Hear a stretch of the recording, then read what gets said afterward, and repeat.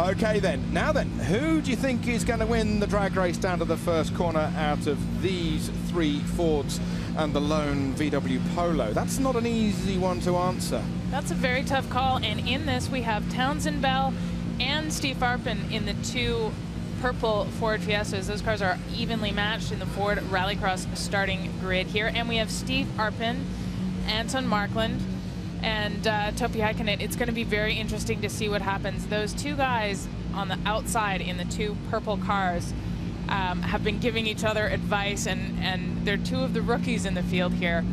One has done quite a bit of dirt racing on circle tracks. The other is an IndyCar. That purple car we were just looking at is an IndyCar driver, and he's had hardly any laps at all in the car. That's Townsend Bell there. I worked with him a little bit in IndyCar, and he's spent a couple of days behind the wheel of a Rallycross Lights car, which has about half the horsepower, just to get a feel for the handling dynamics of all-wheel drive on mixed surfaces. But this is unlike anything he's done before. Well, if he can handle the Indy 500 for 7 starts, then maybe this is all completely under control with regards to Townsend Bell's experience. Alongside him, Anton Markland, he's the youngest in the field. He's just 20 years old. Steve Arpin, he was 4th at Foz do Iguaçu. And Heikkinen, the youngest Rallycross medalist. He got a silver medal in Foz do Iguaçu at just 22 years old. We now wait for these guys to build up the revs. They are under starters' orders here at X Games Munich. This is the 4th heat. It's underway as they blast out the first corner. Who is going to get the whole shot? It's going to be Heikkinen who goes through. Townsend Bell, he's having a go. He's trying to make an outside move. He's figured this thing out, it looks like, but it didn't quite work for him. Oh my goodness. Spinning but recovering fast because he's a professional racer. But Topi Heikkinen, the guy who makes all the aggressive moves, made it through that mess out in front. Steve Arpin in 2nd position. He sneaked ahead of Markland there. So it's Fords 1 and 2. The VW Polo in 3rd position. Markland might he get through on the inside, just couldn't get the front end of that Polo to grip. But look at Heikkinen, a flying fin if ever you need one. Yeah, absolutely, and Steve Arpin trying to hold on to 2nd place there as he comes around the corner on the tarmac. 2 cars through the Joker lap, and it worked for the Volkswagen Polo. So in 2nd position, barging through goes Bell, getting very sideways. That is going to lose him some drive. Brilliantly done by Steve Arpin, but now he goes wide. Bell goes back through. Bits of the bumper hanging off. That won't be a problem. Let's hope he doesn't damage the radiator or the intercooler. Maybe Arpin's got the better line on the inside to this 180-degree left-hander. Yes, he has. Great racing. Engine cooling is in the rear of these cars, and so that the dirt doesn't get muck up the front and affect the cooling system.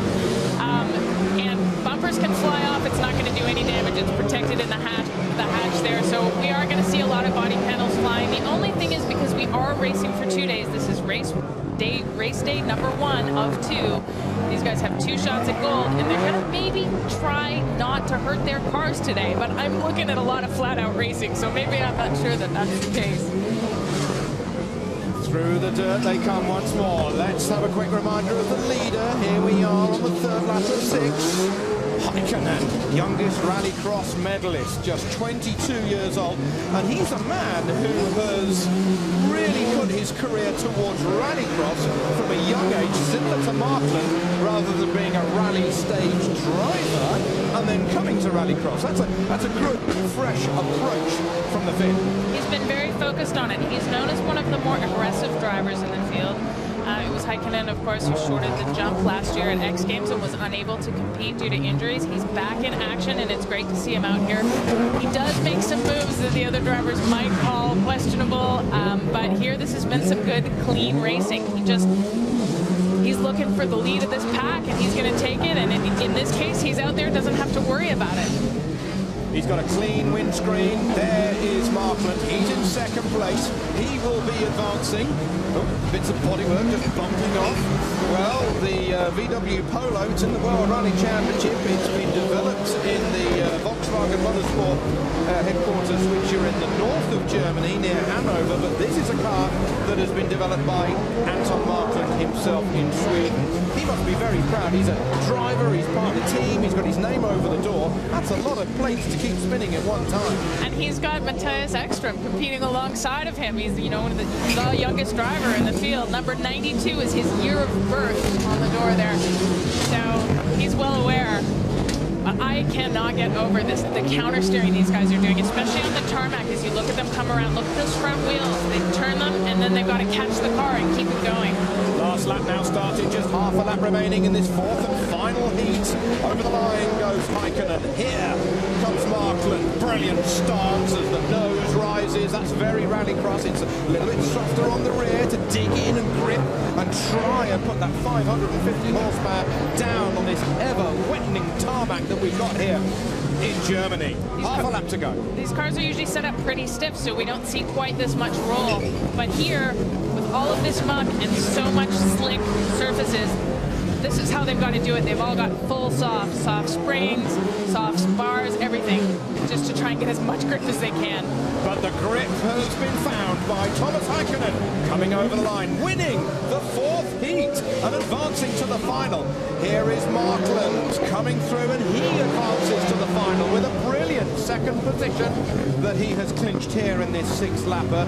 So close was Arpin behind Markland. He was, what, 0.8 of a second off that second position. Great drive from the Canadian Steve Arpin there in the number 32. Fourth over the line, Townsend Bell. But Arpin getting closer and getting more and more experience now underneath his right foot.